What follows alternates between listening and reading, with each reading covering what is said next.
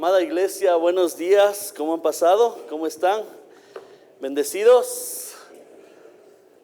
A veces estamos atribulados, pero como dice la palabra, pero no derrotados, no vencidos por la gracia y misericordia de Dios.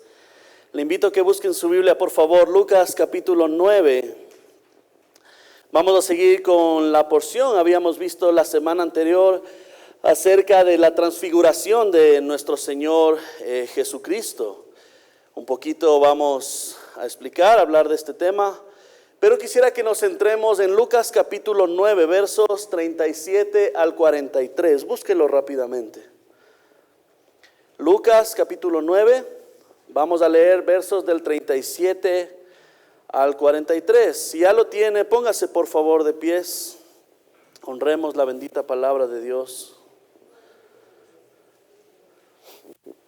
Léalo conmigo, dice: al día siguiente, cuando descendieron del monte, una gran multitud les salió al encuentro. Y he aquí un hombre de la multitud clamó diciendo: Maestro, te ruego que veas a mi hijo, pues es el único que tengo. Y sucede que un espíritu le toma y de repente da voces y le sacude con violencia y le hace echar espuma, y estropeándole a duras penas se aparta de él. Y rogué a tus discípulos que le echasen fuera, y no pudieron. Respondiendo Jesús dijo: oh generación incrédula y perversa, ¿hasta cuándo he de estar con vosotros y os he de soportar? Trae acá a tu hijo. Y mientras se acercaba el muchacho, el demonio le derribó y le sacudió con violencia. Pero Jesús reprendió al espíritu inmundo y sanó al muchacho y se lo devolvió a su padre. Y todos se admiraban de la grandeza de Dios. Tome asiento, por favor. Amados, estamos en esta porción de la palabra de Lucas. Y quisiera un poco, para introducir el tema, hacer esta pregunta. ¿Alguna vez se ha sentido o ha sentido el peso aplastante de la impotencia al querer hacer algo y no lograrlo? Qué feo que es cuando uno quiere realizar alguna obra o hacer algún propósito o alguna meta y de repente se truncan los planes y uno siente como un peso encima, ¿no es cierto? Y dice: ¿qué pasó? Si todo estaba planificado para que salga absolutamente todo bien. Amados, y no hablo de un simple contratiempo, sino de ese momento oscuro de nuestra vida en el que todas sus fuerzas, todos nuestros métodos, nuestras oraciones parecen rebotar inútilmente contra la realidad que nos ha chocado. Quizás fue, no sé, póngalo, una enfermedad que no cedía, no paraba, un pecado que tal vez no ha podido vencer, una crisis familiar que amenaza con destruirlo absolutamente todo. Amados, sí o no que es un sentimiento hasta de fracaso. Uno se siente hasta desesperado en esos momentos con ese peso por no haber logrado el cometido o la meta. Amados, en esta porción de Lucas se pueden identificar con esta escena. Imaginen, Jesús está en la cumbre, como veíamos la semana anterior, y está sucediendo ¿qué con Jesús? La transfiguración. Está mostrando su gloria a sus discípulos. Y recuerden que todo lo que pasó en la escena, lo que vimos en la predicación, un destello de la gloria celestial, una visión de la realeza de Cristo. La fe de ellos, de los que estaban en ese lugar, literalmente está por las nubes. Están llenos de fe por lo que están viendo en el Señor. Pero, ¿qué sucede cuando descienden al valle? Y eso me pone a pensar mucho en nuestra vida cuando estamos en nuestros momentos que estamos confiando y digo: esto, Señor, yo sí que confío en ti, Señor, y las cosas están saliendo y gloria a Dios. Pero ¿qué pasa cuando descendemos a esos valles? Donde hay incertidumbre, donde viene ese peso del fracaso, amados. Descienden a un mundo de caos, de sufrimiento, de fracaso espiritual. Mientras Jesús estaba en la montaña, el resto de los discípulos enfrentaba una escena desgarradora. Un padre, amados, desesperado por un hijo poseído por un demonio que lo convulsionaba, gritaba. Y los discípulos que no pudieron sacar ese demonio. Un fracaso. Intentaron expulsar, pero no lo lograron. La multitud estaba perpleja, el padre destrozado, los discípulos estaban avergonzados. El contraste brutal de la gloria de Cristo en la cima versus la impotencia de los discípulos en el valle. Mire ese contraste que nos presenta la palabra de Dios. Lucas nos da, amados, una lección central y urgente. Este pasaje no es primeramente una historia de sanidad milagrosa, no. El Señor quiere ir un poquito más allá. Es una radiografía de la fe genuina frente a la fe superficial. Nos está mostrando en verdad en dónde está depositada nuestra confianza. Y esto es bueno preguntarse cada vez en nuestra vida y en nuestro caminar. ¿En verdad estoy teniendo fe en el Señor Jesucristo o estoy teniendo fe en mis habilidades, en mis métodos, en lo que yo sé que puedo hacer? Y eso es necesario para nosotros poder tener un caminar delante del Señor puro, reconocer en quién estamos depositando nuestra fe. La fe genuina frente a la fe superficial, amados. Un manifiesto de la necesidad ineludible del poder soberano de Cristo. Este pasaje nos enseña el verdadero costo del discipulado. También nos enseña la naturaleza de la incredulidad y la supremacía de la autoridad de Jesús. Y quisiera que nos centremos en el texto, amados. Si usted ha estado depositando su fe y su confianza más en lo que usted puede hacer, en lo grandioso que a veces nos vemos. Porque pasa esto, ¿no? Y esto es un ejemplo muy burdo, como aquella persona que está en el espejo y se está considerando y peinando y se pone fijador y con la secadora. Que no digo que está mal, pero muchas veces está fijándose más en lo que uno es que en lo que el Señor ha hecho en nuestra vida, que lo que el Señor nos ha permitido caminar, ¿sí o no? Es que pasa que la autosuficiencia viene a nuestra vida y a veces queremos incluso hasta ayudarle al Señor. No sé si usted lo ha hecho, pero a veces consciente o inconscientemente estamos como: Señor, yo te puedo ayudar en esta área de mi vida porque yo me conozco. Yo, Señor, yo sí puedo manejar esto. ¿Y qué pasa cuando suceden los acontecimientos? Fracaso. Y viene ese peso, y viene la culpa, y viene ese sentimiento de que no lo logré, porque tal vez estábamos actuando en nuestras fuerzas, amados. Y quisiera que veamos 3 puntos de lo que la palabra de Dios nos quiere enseñar acerca de esto. Mire, la prédica yo le he puesto como título, si usted está notando, dependencia de Cristo, así de simple. Dependencia de Cristo. Y vamos a ver, punto número 1, el fracaso. Número 2, vamos a ver el poder soberano del Señor. Y número 3, la respuesta de fe de las personas. Vamos, por favor, avancemos con la palabra de Dios. Versos del 37, vamos a leer hasta el 41. Léalo conmigo. Dice: al día siguiente, cuando descendieron del monte, una gran multitud salió al encuentro de Jesús. Mire, no eran pocas personas. Usted se da cuenta en todo el relato de Lucas. Siempre las multitudes seguían a nuestro Señor Jesucristo. Su fama se había regado por toda la región. Dice: una multitud salió al encuentro de Jesús, y he aquí un hombre de la multitud, alguien gritando en medio de tanta gente diciendo: ¿qué le dice este hombre? Maestro, te ruego que veas a mi hijo, pues es el único que tengo. Vamos avanzando poco a poco. Vemos la tragedia y lo que está aconteciendo, y como les decía, este contraste de ver la gloria del Señor, la transfiguración en el monte. Vemos ahora el sufrimiento de un padre. No sé si le ha pasado, pero cuando nuestros hijos se enferman o están pasando una situación difícil, a veces se nos cruza el pensamiento o le decimos que esto me pase a mí y no a ti. Porque vemos a nuestros hijos sufrir, tal vez personas que ya tienen hijos más grandes, que toman decisiones malas en su vida. Como padre uno se puede decir en los pequeñitos, uno dice, Señor, que me pase eso a mí, no a mi hijo, ¿cuánto más? Tal vez tú estás luchando con un hijo que ya es adolescente, alguien que ya es grande.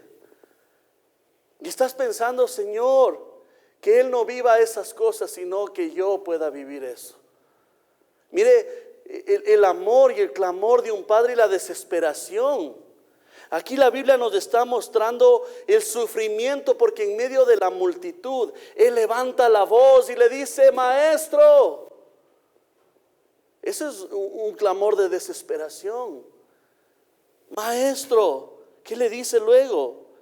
Te ruego, está rogando, te ruego que veas a mi hijo, pues es el único que tengo. Su hijo, amados. Esta parte, el único, intensifica más la tragedia. Usted recuerda cuando Abraham le pide el Señor, ¿a quién le pidió que sacrifique? A Isaac, el hijo de la promesa, por el que tanto esperó, y el Señor le dio tantas promesas y le dice, hey, Abraham, quiero que sacrifiques. Mire, el Señor muchas veces hace esto en nuestra vida para probar en dónde está nuestro corazón. Tal vez algo tú tienes que dejar de lado y hacer morir en tu vida. Incluso se puede volver una idolatría nuestra propia familia, nuestros propios hijos. ¿Sabía usted eso? No, no diga eso. Sí. Puede que nosotros estemos amando más a personas que a Dios. Y cuidado con eso. El único intensifica esta tragedia. Está bajo el dominio, dice, violento de un demonio. Dice que el demonio le toma, le bota al suelo, saca espuma por la boca. Totalmente es un caos, es una crisis. Le sacude violentamente. Pero mire, es tenaz, porque el Señor no se sorprende por estas cosas. Dice, echa espuma y a duras penas se aparta de él, quebrantándole. Y rogué, ¿qué le dice luego el padre de familia? Rogué a tus discípulos. ¿Qué le rogó? Que le echasen fuera. Y salió el demonio. ¿Qué pasó? No pudieron. Amados, yo me pongo a pensar por esta tragedia que ocurre no solo con él, que está desesperado, sino la vergüenza que pasaron los discípulos. ¿Usted no recuerda que en Lucas 9:1 el Señor, qué estaba haciendo con cada uno de los discípulos? ¿Recuerda? Le comisionaba, ¿para qué? Para que vayan a predicar, y ¿qué más? Sanen enfermos, liberen a endemoniados, resuciten a los muertos. ¿Pero qué pasó? Pero Señor, si tú diste autoridad, Señor, si tú les comisionaste, ¿por qué si a los discípulos, Señor, ya no muestran nada de autoridad y ahora no están pudiendo liberar a este joven? Este es el clímax de la humillación. Dice, y rogué a tus discípulos que le echasen fuera y no pudieron. Amados, este es un fracaso sorprendente. El Señor les había dado autoridad. Los discípulos tenían todas las credenciales, el llamado, el poder delegado. Pero en ese momento crucial, su autoridad se evaporó. ¿Se ha preguntado por qué? ¿Qué pasó? El Señor quiere mostrar la causa de la raíz de lo que está pasando. Jesús no reprende solo a los discípulos, sino que hace el Señor. Más adelante, léalo conmigo. Dice que he aquí el hombre clamaba, el verso 40. Dice, y rogué a tus discípulos que le echasen fuera y no pudieron. Mire lo que responde el Señor. Respondiendo Jesús, ¿qué dijo? oh generación, no solo a los discípulos, oh generación incrédula. ¿Y qué más? Y perversa. ¿Hasta cuándo he de estar con vosotros y os he de soportar? Mire el corazón del Señor. Indignación, generación incrédula. Esta palabra en el original habla a toda la raza, el linaje, la gente de un tiempo. En este contexto abarca al pueblo, aquellos que estaban rechazando incluso al Mesías. Esta palabra de incredulidad o incrédula significa literalmente sin fe o digno de desconfianza. Incredulidad. La incredulidad de ellos es una falta de confianza y dependencia en el poder de Dios, a pesar, amados, de haber visto milagros. A pesar de que vieron obrar al Señor, hay incredulidad todavía en el pueblo. ¿Sabía cuál es el pecado imperdonable en la palabra de Dios, amados? Muchos dirán la blasfemia contra el Espíritu Santo, pero algo que lleva a eso es la incredulidad, amados.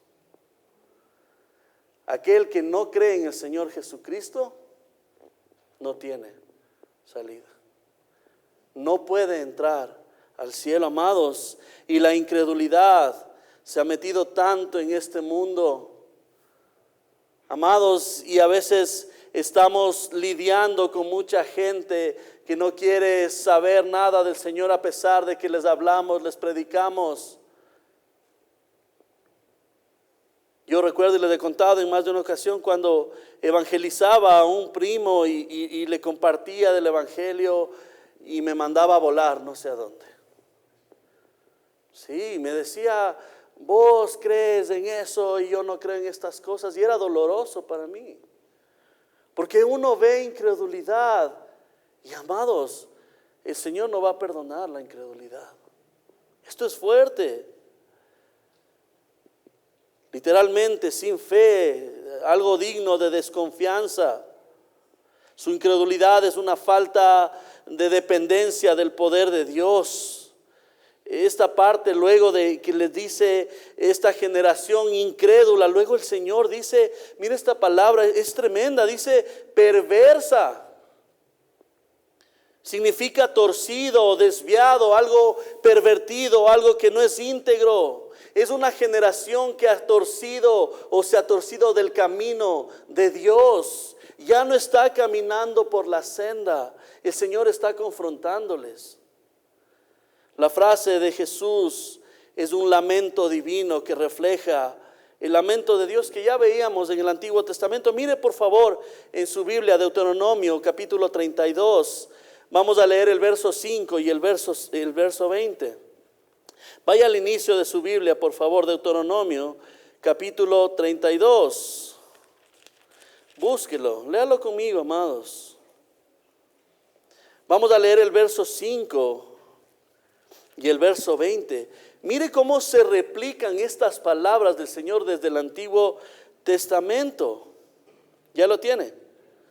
Mire, está hablando Moisés, está haciendo su cántico, está proclamando, pero mire cómo el verso 5 lo pone. Dice, la corrupción no es suya, de sus hijos es la mancha. ¿Qué dice? Generación torcida y perversa. Mire el verso 20, por favor, de ese mismo capítulo. ¿Ya lo tiene?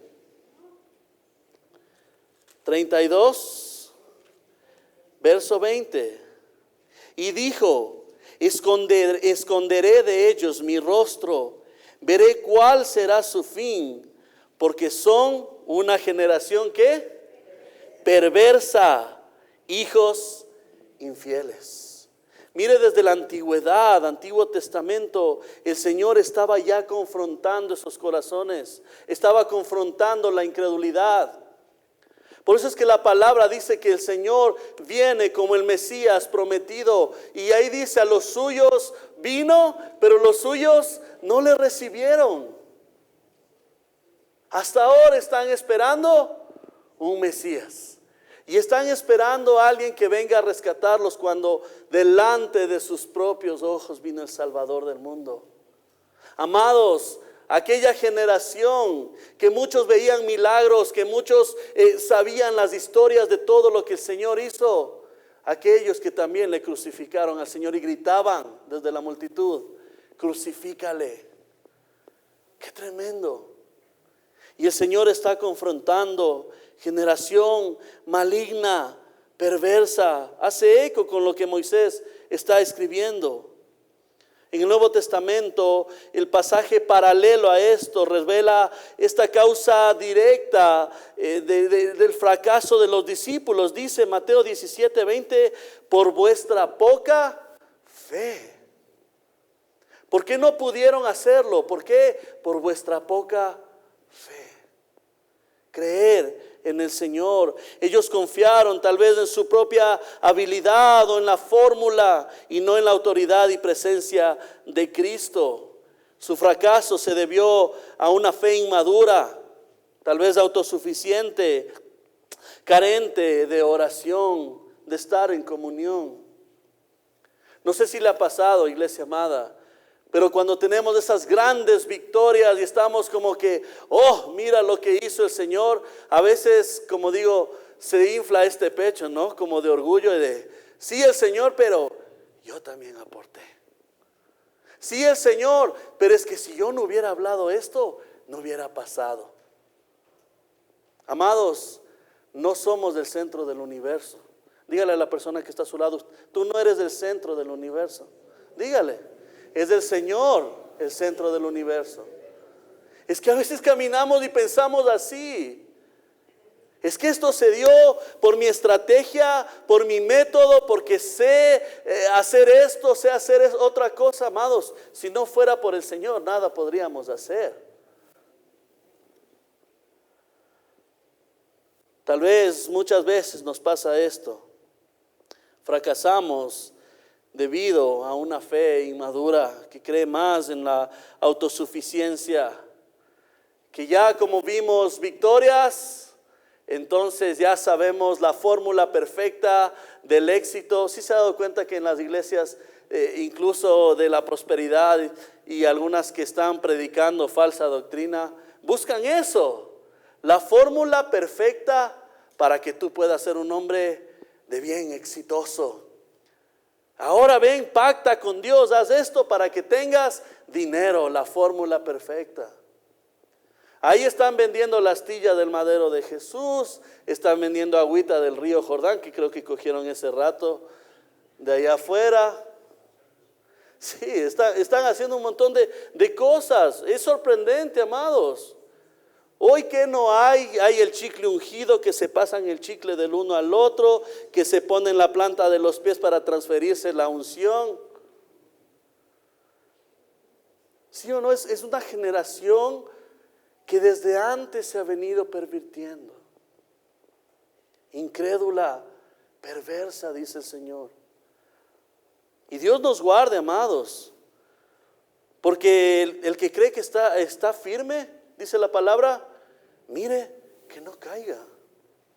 Por eso es que la dependencia de Cristo debe ser total. Como dice la palabra, reconocer, no soy yo, sino Cristo en mí.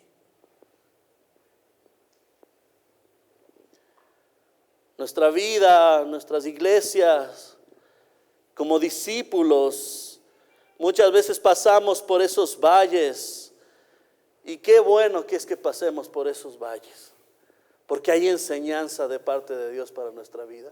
Qué bueno, como dice el salmista, me ha sido tan bueno que el Señor me humille, porque necesitamos esos tiempos. Qué bueno que el Señor me ha quitado de un pedestal. Qué bueno. Gloria a Dios, porque sé que el Señor, mientras paso por el valle, Él no me va a dejar solo, Él me va a acompañar. Amados, esa es la certeza del creyente. Nuestra iglesia, como los discípulos, pueden tener el llamado, tal vez tenían la enseñanza correcta, teología reformada, las credenciales, pero si operamos desde la autosuficiencia en lugar de la dependencia radical de Cristo, seremos igualmente ineficaces si no dependemos de Dios. La incredulidad no es solo dudar de la existencia de Dios, es actuar como si no necesitaríamos su poder, su amor, su misericordia en este instante. Dice R.C. Sproul, hablando acerca de esto, del Evangelio de Lucas: el lamento de Jesús, oh generación incrédula y perversa, no es solo una reprimenda a un grupo, sino un diagnóstico de que el problema más profundo en el mundo caído es la incredulidad que rehúsa someterse a la autoridad y al poder de Cristo. Es un diagnóstico, está pasando. Amados, ¿cómo está nuestra fe? ¿En quién estamos dependiendo? Póngase a pensar.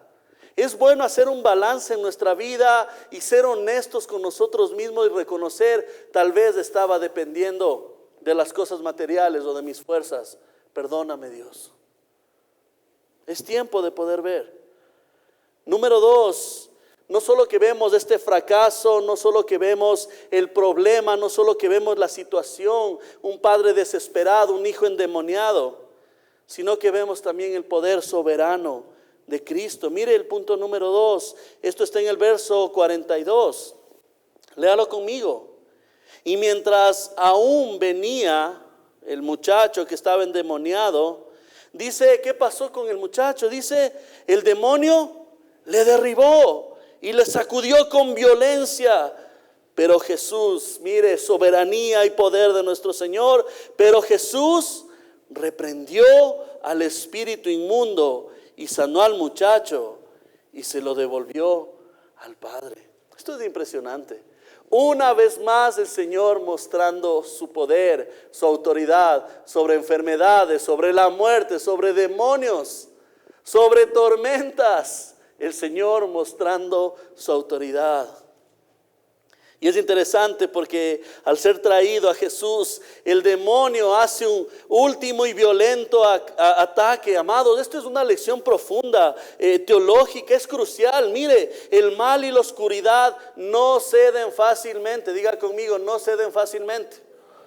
No ceden. Hasta el último quieren hacer, como dice por ahí, berrinche. Hasta el último quieren quemar sus barcos. Hasta el último quieren hacer su obra.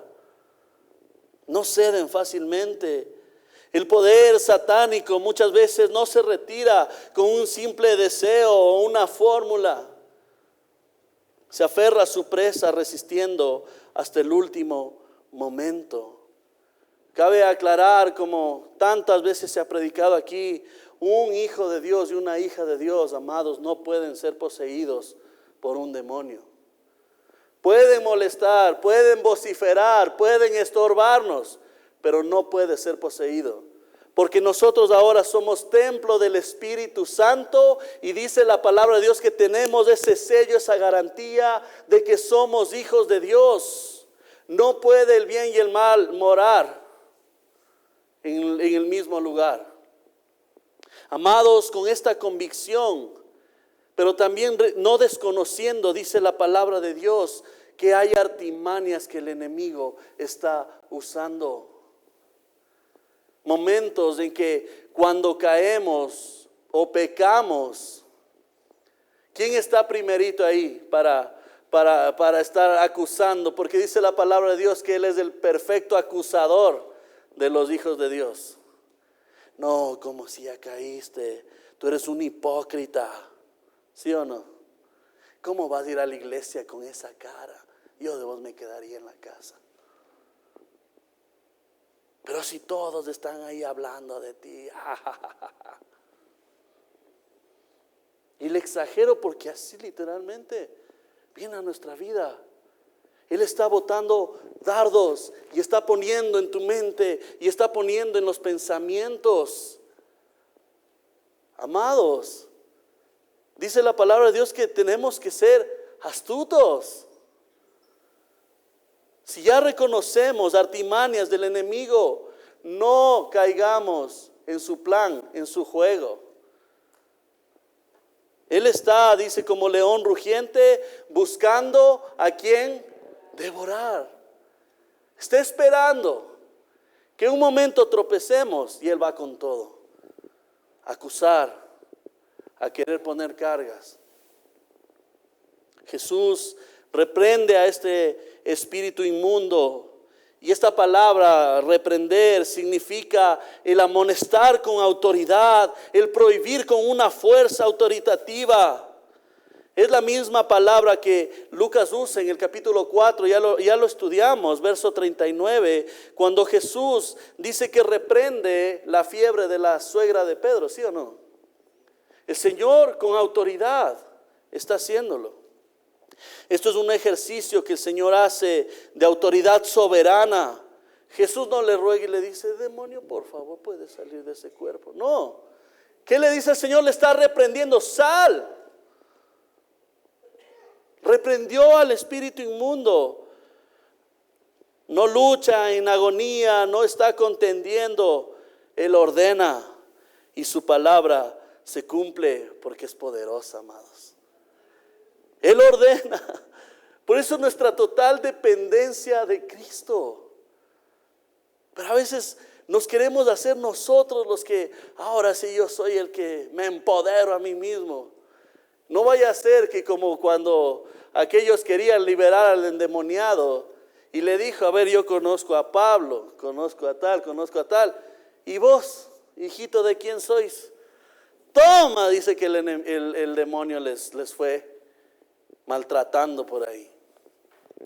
Amados, nuestra dependencia es en el poder de Cristo, aquel que cuando proclamaba Génesis 1:3, cuando dijo, sea la luz, y fue la luz. Amados, esa es la palabra del Señor. Recuerde, y aquí una aclaración, es el Señor el que tiene poder en su boca, en su palabra.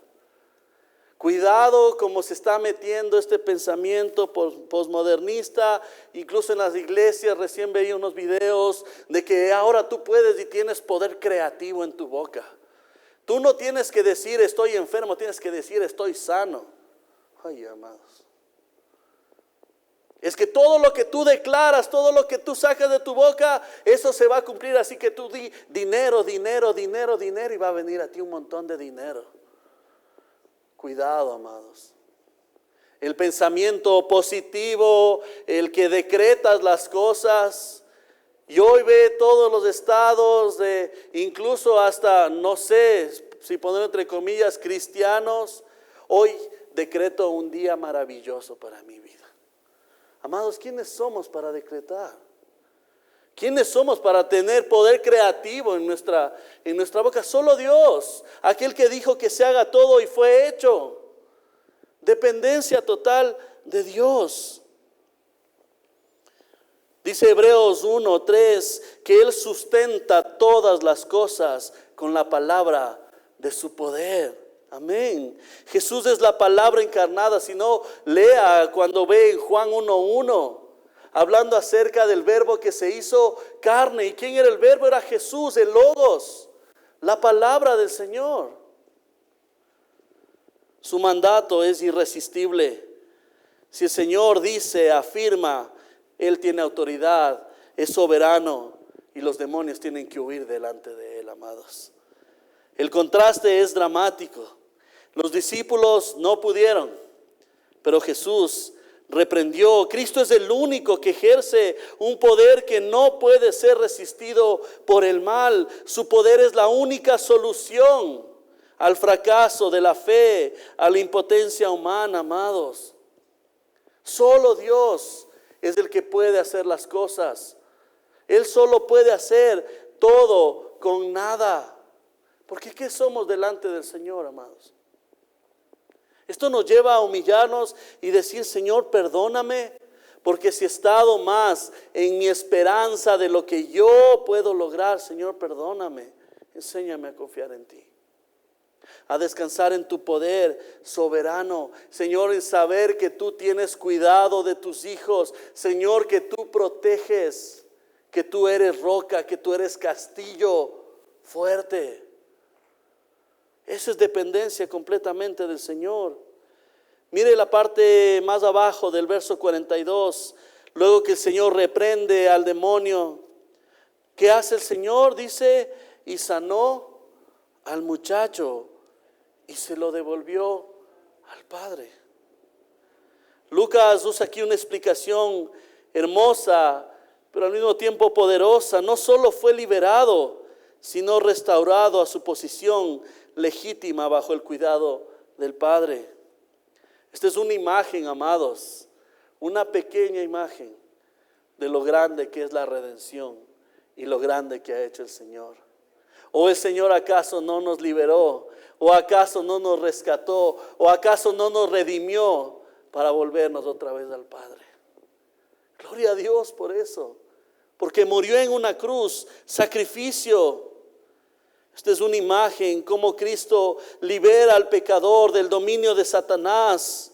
Colosenses 1:13 dice, el cual nos ha librado de la potestad de las tinieblas y trasladado al reino de su amado. Qué hermoso. No solo salva del juicio, sino que lo restaura a la familia de Dios como un hijo amado. Eso ha hecho el Señor con tu vida, conmigo. Juan 1:12 dice, mas a todos los que le recibieron, a todos los que creen en su nombre, ¿qué hizo? Les dio potestad de ser hechos hijos de Dios.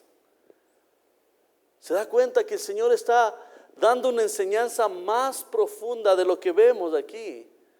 Uno diría, solo el Señor liberó a un endemoniado, qué poderoso. No, el Señor está dando mucho más allá. Por eso es hermoso estudiar la palabra de Dios de manera expositiva, secuencial, y ver la riqueza de lo que nos está dando el Señor a través de su palabra. El mensaje es claro, amados. La salvación, la liberación vienen únicamente por el poder de Cristo, no por la perfección de nuestra fe, no por lo que nosotros profesemos. Viene porque el Señor es el que hace esa obra. Cuando enfrentamos la dura realidad de nuestra impotencia, amados, no necesitamos ver nuevos métodos, poner más nuevas fuerzas. Necesitamos más de Cristo. No necesitamos nada más. Necesitamos depender del Señor. La solución a esa incredulidad es humillarnos y depender en la suficiencia de aquel cuya palabra es poderosa. Dependencia, humillarnos delante del Señor. Hablando acerca de esto, MacArthur cita y dice, cuando la autoridad de Cristo se afirma, todo el poder del infierno debe ceder. La liberación no es un juego de técnicas espirituales, sino una simple respuesta a la autoridad soberana de aquel que es Rey. Amén. Es la respuesta a aquel que es soberano, aquel que es Rey por sobre todas las cosas. Y mire el punto número 3, ¿cuál es la respuesta que tenía la gente? Dice la palabra de Dios, lea conmigo el verso 43. Y todos, ¿qué pasaba? Se maravillaban, ¿de qué? ¿De que liberó al endemoniado? ¿De que vino del monte de la transfiguración? No, se maravillaban ¿de qué? De la grandeza de Dios. De lo grande que es el Señor. Es un asombro. Se maravillaban, se quedaban con la boca abierta. Estaban impactados. Sorprendentemente enorme es Dios, decían en otras palabras. Qué grande es nuestro Dios. No se maravillaron del muchacho ni del milagro, sino de la grandeza de Dios. ¿Cuántas veces hemos cantado aquí? Cuán grande es Dios. ¿Sí o no? Cántale, cuán grande es Dios. Y todos lo verán. Cuán grande es Dios. Es que, amados, ellos entendían. Comenzaron con la incredulidad, pero luego se dieron cuenta que el foco, el objetivo es la grandeza de Dios. El milagro sirvió como un espejo. Al ver el fracaso de los discípulos y luego el poder sin esfuerzo de Jesús, la gente fue forzada a reorientar su admiración desde lo humano hacia lo divino. Y ahora sí, qué grande que es Dios. La verdadera fe y bíblica siempre es una respuesta a la revelación de la majestad de Dios. Amados, preocupémonos si hemos perdido la capacidad de maravillarnos delante del Señor. Preocúpese. Si usted sale y ve toda la creación y no se maravilla, algo está pasando en nuestro corazón. Si usted se despierta y no agradecemos a Dios porque solo el hecho de hacer, amados, algo está pasando en nuestro corazón. Porque queremos ver milagros portentosos y Señor, ayúdame cuando esté bien financieramente. Ahí sí voy a decir, qué grande que eres tú, Señor. El Señor en los detalles, en lo más pequeño, muestra su grandeza, muestra lo incomparable que es Él. Esta admiración es la misma respuesta que Isaías tuvo al ver la gloria de Dios. Isaías 6:5 dice: ay de mí que soy muerto, porque siendo hombre inmundo de labios, mire cómo reconoce, siendo hombre inmundo de labios y habitando en medio de pueblo que tiene labios inmundos, han visto mis ojos al Rey Jehová de los ejércitos, maravillándose delante del Señor, reconociendo su gloria. Amados, yo creo que tenemos tantas opciones y tantos recuerdos de cómo maravillarnos del Señor. Piense en su vida, cuántas veces el Señor se ha mostrado, no solo en las cosas grandes, sino en los detalles. No pierda la capacidad de maravillarse delante de Dios. El problema es que nos acostumbramos a las bendiciones. Ese es el problema. Entonces, como estoy acostumbrado, Señor, tú me bendices, yo tengo este estatus, yo tengo las cosas. ¿Qué pasa cuando no tenemos nada de eso? Maravillarnos delante del Señor, reconocer su grandeza, reconocer que a pesar de que si llovió y si estaba el sol, si cayeron relámpagos, Señor, gracias, porque hace sentir que tú gobiernas por sobre todas las cosas. Pero a veces en vez de maravillarnos, como salimos, ya está lloviendo. Qué tontera. ¿Sí o no? Es que ¿por qué esto? Es que tengo hambre, me muero de hambre. Amados, así sea, como les he dicho en otras ocasiones, un arrocito con huevo y salsa de tomate en la casa, estamos hechos. ¿Por qué? Porque Dios provee. Porque ahí puede ver la provisión de Dios. Es algo que estamos poniendo mucho énfasis en nuestros hijos. Sea agradecido con lo que tienes. Pero es que no salieron a mi manera, a mis planes. Sea agradecido.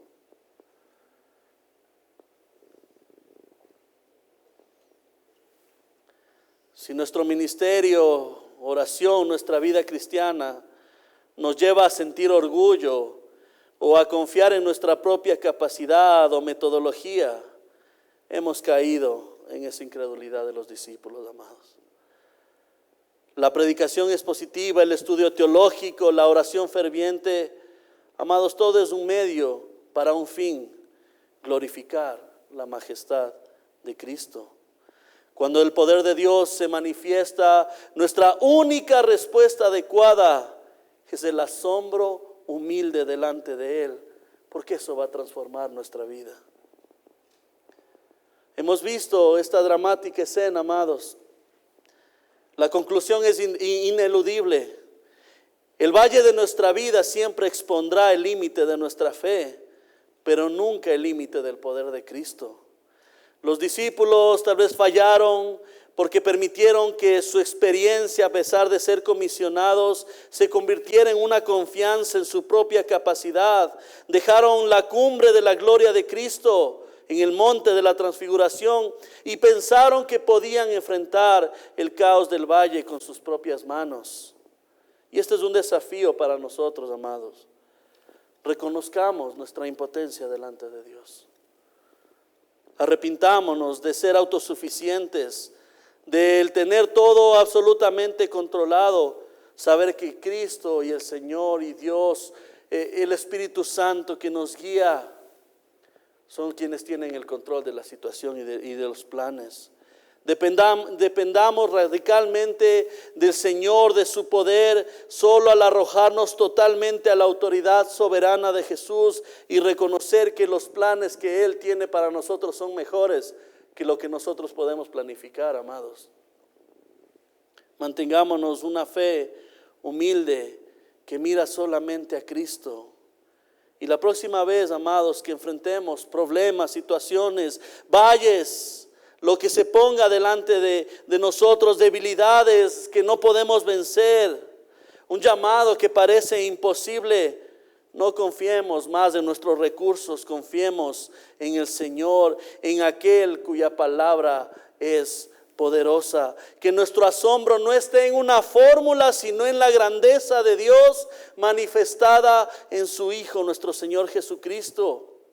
Que la palabra de Dios sea nuestro desafío, el poder escudriñar y decir: Señor, yo veo en tu palabra lo que estás pidiendo, ahora yo quiero obedecerte y cumplir. Vivamos en la dependencia total de aquel que es suficiente absolutamente para todo. Oremos. Señor, gracias porque nos enseñas y nos muestras en tu palabra cuánto necesitamos de ti, Padre.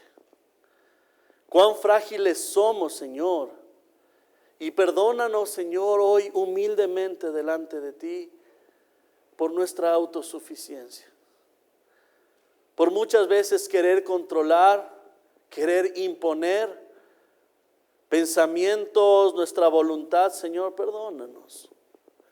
Señor, gracias porque tú eres quien muchas veces nos humilla. Y esto es bueno para nosotros, para reconocer y decir: Señor, me he desviado del camino, necesito de ti. Padre, perdona si muchas veces nuestra fe se queda corta. Padre, llénanos de ti. Dice tu palabra que tenemos que anhelar y pedir ser llenos de ti, Señor.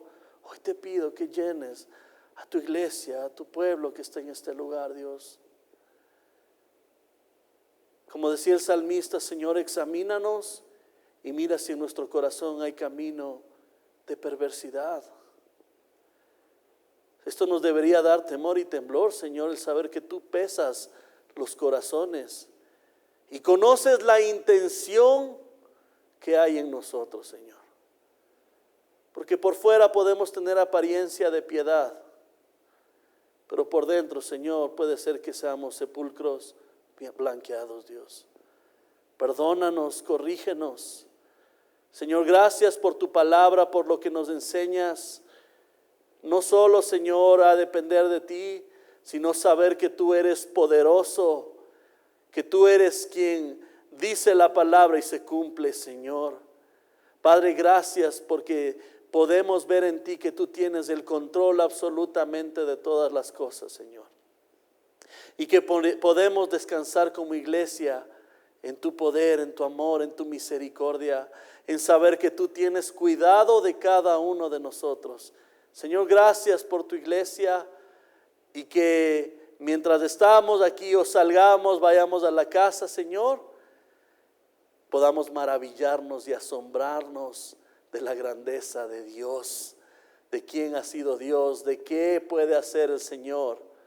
Padre, que no perdamos la capacidad de maravillarnos y poder estar delante de ti, Señor, agradeciéndote por todo lo que permites y nos das en nuestra vida, Señor. Gracias por los tiempos buenos, por las veces que estábamos encima en el monte, Señor, pero también gracias por los valles que tenemos que pasar, Porque como decía el salmista, aunque ande en valle de sombra de muerte, no temeré mal alguno, porque tú estarás conmigo.